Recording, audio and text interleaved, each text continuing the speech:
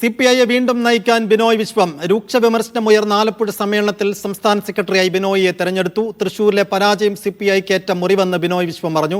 Lockup മർദ്ദനം ഇടതുപക്ഷ നയമല്ലെന്നും ബിനോയ് വ്യക്തമാക്കി. നേരത്തെ പോലീസിനെ പുകഴ്ത്തുന്ന സമ്മേളന റിപ്പോർട്ടിനെ പ്രതിനിധികൾ രൂക്ഷമായി വിമർശിച്ചിരുന്നു.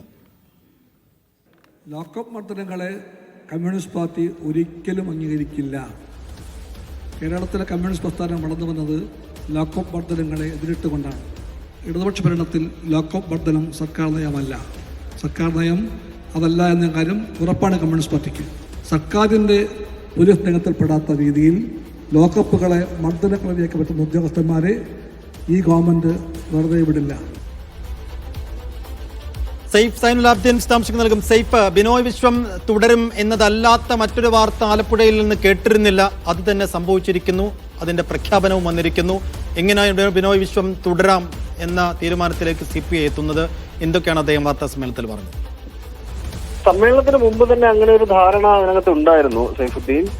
ഇന്നിപ്പോ രാവിലെ നടന്ന നടപടിക്രമം എന്ന് പറയുന്നത് പ്രവർത്തന റിപ്പോർട്ടുമായി ബന്ധപ്പെട്ട സംസ്ഥാന സെക്രട്ടറിയുടെ മറുപടിയാണ്.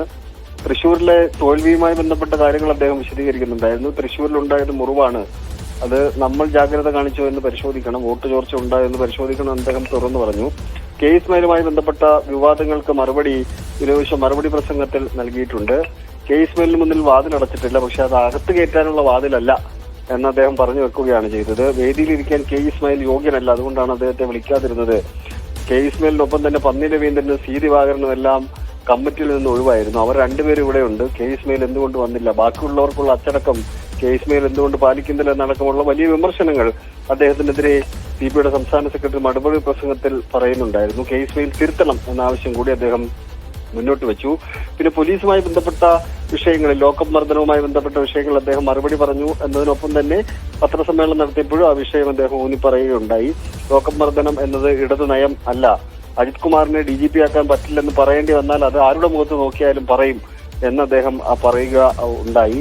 പിന്നീട് സംസ്ഥാന കൗൺസിൽ തെരഞ്ഞെടുപ്പുമായി ബന്ധപ്പെട്ട് ചില അസ്വാരസ്യങ്ങൾ ഉണ്ടായിട്ടുണ്ട്. ES ബിജിമോളെ സംസ്ഥാന കൗൺസിലിൽ നിന്ന് ഒഴിവാക്കിയിട്ടുണ്ട്. മഹിളാ സംഘം സെക്രട്ടറി എന്ന നിലയിലാണ് കൗൺസിൽ പ്രതിനിധി ആവേണ്ടതായിരുന്നു. പക്ഷേ ഇടുക്കിയിലെ സംഘടനാ പ്രശ്നങ്ങൾ കാരണം അവരെ ഒഴിവാക്കിയിട്ടുണ്ട്. പ്രശ്നങ്ങൾ പരിഹരിക്കുകയാണെങ്കിൽ അവരെ ഉൾപ്പെടുത്തും. 103 പേര് കിടക്കുന്ന സംസ്ഥാന കൗൺസിലിനെ തെരഞ്ഞെടുക്കുമ്പോൾ 102 പേരെയാണ് അതിനകത്ത് ഉൾപ്പെടുത്തിയിട്ടുള്ളത്. ഒരാൾക്ക് വേണ്ടിയുള്ള സീറ്റ് ഒഴിച്ചിട്ടിരിക്കുന്നു. അത് പ്രശ്നങ്ങൾ പരിഹരിച്ച് ബിജുമോളെ കൊണ്ടുവരാൻ വേണ്ടി ആയിരിക്കാം എന്ന് കണക്കാക്കാം. തിരുവനന്തപുരത്ത് നിന്ന് ATCയുടെ ജില്ലാ പ്രസിഡന്റിനെയും ജില്ലാ സെക്രട്ടറി ഒഴിവാക്കിയിട്ടുണ്ട്. അവർക്ക് കടുത്ത അതൃപ്തി അക്കാര്യത്തിൽ ഉണ്ട്. പരസ്യമായ പ്രതികരണങ്ങളിലേക്ക് വരും ദിവസങ്ങളിൽ ചിലപ്പോൾ പോയേക്കാം. ഇടുക്കിയിൽ നിന്ന് തന്നെ KK ശിവരാമനെ ഒഴിവാക്കിയിട്ടുണ്ട്. പ്രായപരിധിയുടെ പേരിലല്ല അത് എന്നുള്ളതാണ് നമുക്ക് മനസ്സിലാക്കാൻ കഴിയുന്ന കാര്യം.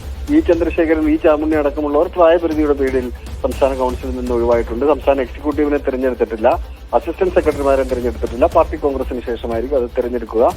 ഐകകണ്ഠേനയാണ് സംസ്ഥാന സെക്രട്ടറിയായി ബിനോയ് വിശ്വത്തെ തെരഞ്ഞെടുത്തത്. D രാജയാണ് ബിനോയ് വിശ്വത്തിന്റെ പേര് പറഞ്ഞത്. അതെല്ലാവരും കൈയടിച്ച് പാസ്സാക്കുകയും ചെയ്തു.